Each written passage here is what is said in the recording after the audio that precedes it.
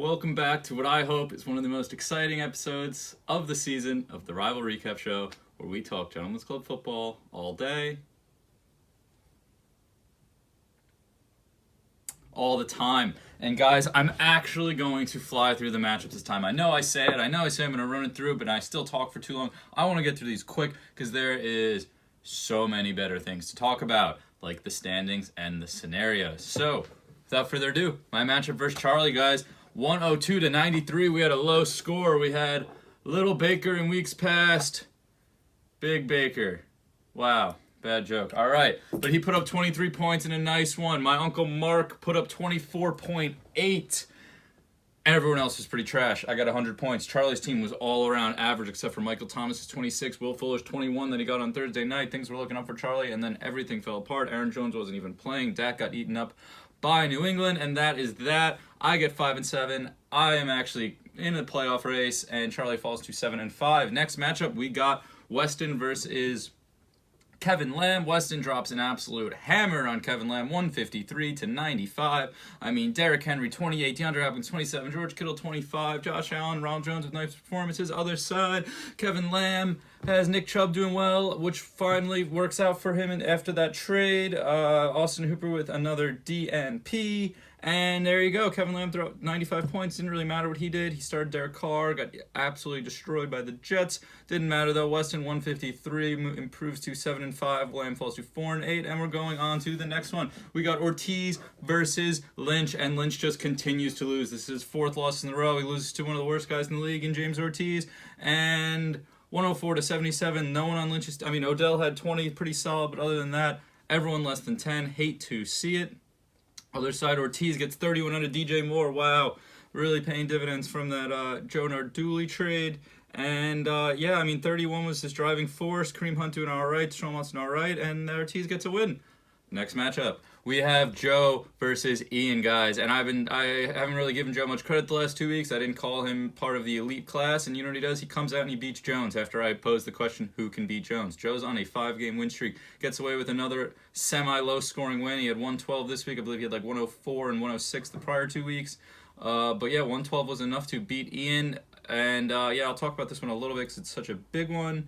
Ertz really carrying the way with 27 points for Joe, and Devontae Adams got 19. I think this is the first week actually being able to play him, so that is nice.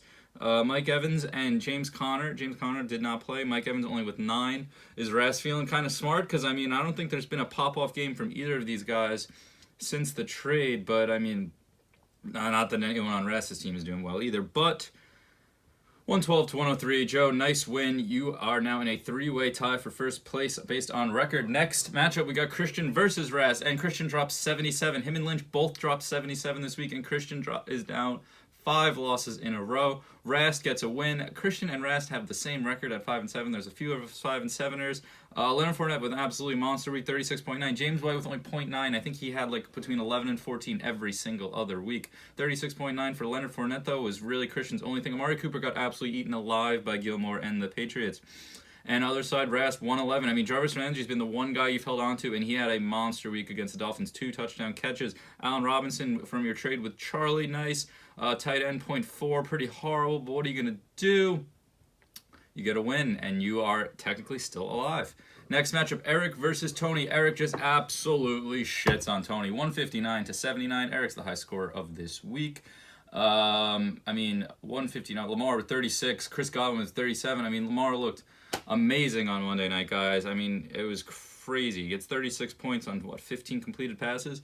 Chris Godwin, 37, was huge. That catch when freaking Winston just absolutely gunned it in there was actually pretty incredible. And then Eric with some solid weeks across the board. Other side, Tony with some garbage. Hollywood Brown with those 2 touchdown catches. That was great, but didn't seem to matter because by that time your team was already done and dusted, and they were garbage this week. Tony falls 6-6. Eric's at 9-3. Last matchup of the week, we have Sklar versus Sedano. 5-7 now for Sklar. 4-8 for Sedano. 101 to 81. Johnny not putting up a great performance. Pretty ugly. Had to start 2 tight ends.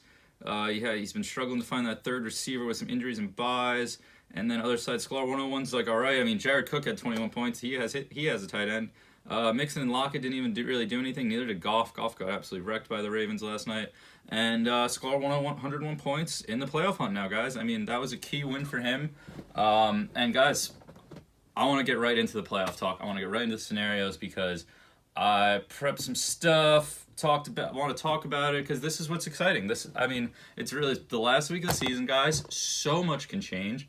I think every single person can move position.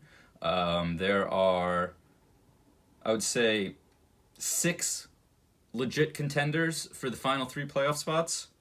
Call it 7. Rest is 5 and 7. 7 legit guys for the final 3 playoff spots. So that's pretty incredible, I think. Or is it 6? It's 6. It's 6. Can't count, guys. And what's my profession? Accountant. Wow, I'm stupid. Okay. So first, I want to start right at the top. I don't even want to just talk about the cusp guys. I want to talk about everybody. So, first place, Ian. If you win and Eric does not also win and score 27 more points than you, if that makes sense, you will have the 1 seed. I mean, you're controlling your destiny. If you have a good week and you win, you're going to have the 1 seed. Eric made up 50 points on you last week to close that point gap, but you still have 27, and you guys are both 9-3. Eric, to get the 1 seed, you can win and Ian can lose, or if you both win and you score more than 27 more than Ian. Fair. Okay, Joe, 3rd place. You are also 9-3. Now, the points doesn't seem to matter because you're so far behind them on points, but if you win and either or both of them lose, you're moving up into first or second. But if you lose, Joe, your worst case scenario is 3rd, which is where you're sitting. So it's pretty nice. 4th and 5th, Charlie and Weston. If Charlie wins, he will have 4th place locked. If he loses and Mike wins, Mike will take 4th place. So there's a little bit of a 4-5 swap there. Weston cannot fall to 6th. So, I mean, for these 2 guys, best possible scenario is 4th, worst is 5th. I would bet a pretty good amount of money that these 2 guys are going to see each other in the playoffs round 1, as I can't imagine 1, 2, or 3 would pick either Charlie or Weston and not whatever 3 guys make it, because out of the 6 guys, I would much rather have any of them over Charlie or Weston. So I'd like to think, regardless of who ends up as 4 or ends up as 5, they will end up playing each other in the playoffs. Okay, now it starts getting interesting. Now we're up to Tony at 6th. If Tony wins, it's simple. He's in 6th, because no one else will reach 7 wins below him. That 6th spot is his. And Tony can still make it if he loses. I mean, winning is the simplest scenario, but if Tony loses, he needs either Lynch or Borelli to lose. If Borelli wins and Lynch loses, meaning I win, he needs to outscore me this week because we only have an 8-point differential. He needs to maintain his 8-point lead on me. So he can lose and still make it. But Tony could easily slide from 6th to 10th real quick. And that's scary from Tony's perspective. Next one, guys, we got Christian. Now, Christian, also simple. If he wins, he's going to make the playoffs, whether he falls 6, 7, or 8. It obviously depends on other guys. So if he wins and Tony loses, he'll get 6th. Otherwise, he'll get 7th. And him and Lynch, if they both win, whoever scores more points is going to get the higher seed than the other because they're effectively tied on points, 4-point difference there. So Christian's best opportunity, obviously, is to beat, who does he have? Kevin Lamb this week. He has to beat Kevin Lamb this week. That is his best possible scenario. However, Christian can lose and still get in. If Christian loses and ends up being 5 and 8, he would need, I didn't write this one down, like a fucking idiot. But I believe he would need Lynch to lose, or I guess it doesn't matter between me or Lynch, but he would need Tony to win. He needs Sklar to be knocked out of it. So if Christian loses, he needs Tony to win, and he still has he can still make the playoffs, because that unless of course Rast wins against Charlie, then that fucks Christian over. So also, I'm really, my mind's really all over the place. I'm sorry if this is hard to follow. Rast asked the question, can a 5 and 8 team make the playoffs? The answer is yes, but not you, Rast. The only 2 5 and 8 teams that have a legitimate chance are Christian and Lynch, and that is because their scoring is so much higher than ours. Depending on how these results play out, a 5 and 8 team could sneak in. I would bet that it's going to be all 6 and 7 guys that end up actually making it. But Rast, no. Me, you, and Sklark will not make it at 5 and 8. But there is a chance of Christian or Lynch making it at 5 and 8 if things go in their favor. Then we're going to move on to Lynch. If he wins, he's in. 6 wins, I'll get it. He's got the point differential. If he beats me, like obviously that knocks me out. And then he has points on Sklar and Tony, so regardless who wins there, he'll be all right. And he's in a similar situation as Christian, where if he loses, he needs Christian also to lose, but he needs to outscore Christian. Okay, think about that. They could both lose, and whoever scores more points could still make the playoffs, depending on Sklar and Tony. Next one, Sklar. I mean, you gotta win. If you beat Tony, you pass Tony. You jump right up in front of him, regardless of everybody else. Sklar, if you win, you are in, based on what I've figured out, because you are now better than Tony and the 5 guys you're currently. So you could end up either 6th, 7th, or 8th, depending on Lynch and Borelli's matchups. But if you win, you are in. That is simple. That is easy. Me, guys, I still have a chance. That is gross. That is disgusting. My team sucks. I would be licking my chops if I was at the top and praying for me to make it so that you have an easy first round matchup. I would just leave it at that. So I have to beat Lynch. And then I need either Spencer or Christian to lose is my simplest way in. Because if Spencer loses, that means it's going to be me, Tony, and Christian, most likely. If Christian loses, it will be... and Spencer wins, it would be me, Tony, and Spencer. If both Spencer and Christian win, meaning Spencer 6 and 7, Christian 6 and 7, I'm 6 and 7, and Tony 6 and 7, that's 4 guys for 3 spots, I need to outscore Tony by 8 points this week, guys. So I have a few different options. So the Tony and Spencer matchup for me, doesn't really matter how it goes. I just kind of need to be better than Tony.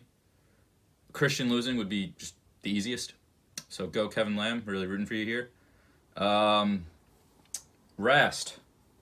You need some help, Rast. You got to beat Charlie. And you need Spencer and Christian to lose. And... yeah, you just need, actually, I think that's all you need, because regardless, me or Lynch will knock the other one out. And then if Tony wins, that will leave you, me/Lynch, and Tony as those final 3 spots if Christian and Spencer both lose. So, hey, I mean, Rest, you got a chance. And now it gets down to the bottom 3 guys. These 3 guys are effectively mathematically eliminated. There's really no chance, but I figured I'd write it out.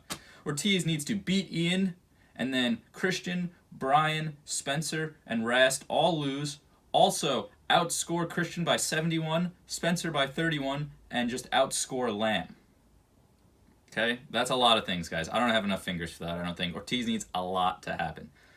And it just gets worse from here, guys. Kevin needs to beat Christian, Brian lose, Spencer lose, Rast lose, and outscore Christian by 79, Spencer by 39, and have either Ortiz lose or you outscore him by 8. Pick your poison. And then Sedano. You got to beat Joe, Christian, Brian, Spencer, and Rast all lose. You outscore Christian by 107, Spencer by 67. Either Ortiz loses or you outscore him by 34, and Lamb or you got to outscore Lamb by 26, because you can't have Lamb and Christian lose. That does not make sense. But that's just a lot, guys. Let's just say it's down to 6 guys for 3 spots, and those 6 guys are Tony, Christian, Lynch, me, Spencer, Rast. Really 5, but hey, guys, Rast is still in there. I'll give him some credit, because I'm still in there, and my team's probably equally as horrible. But yeah, guys, those are the scenarios. I can post this little Google Sheets thing I made. Hopefully it's easy to follow. I don't really know. It's kind of just notes. Yeah. I would just like to... we don't have any safe space this week. Joe's a little busy. I don't know how many submissions he even got. But you know what we're going to do, guys? For old time's sake, we're going to send it over to Brian over at the Useless Fact of the Week. And I hope you guys have a good night. Thank you.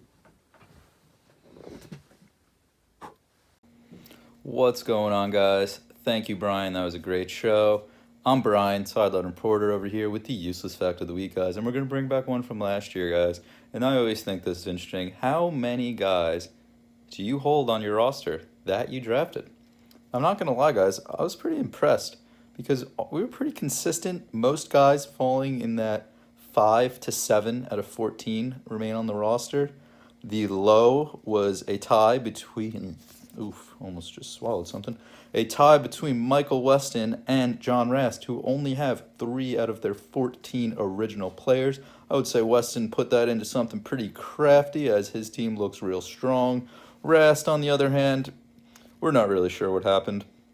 And on the opposite end of the spectrum, Christian held on to a league high 9 out of the 14 he drafted, including his first 7 picks. Guys, I don't believe Christian made any trades. I think he had a lot of waiver action going on, and his team's been going down the tubes, so make a lot of trades, don't make a lot of trades, doesn't seem to matter. Just wanted to throw that at you guys. Thanks.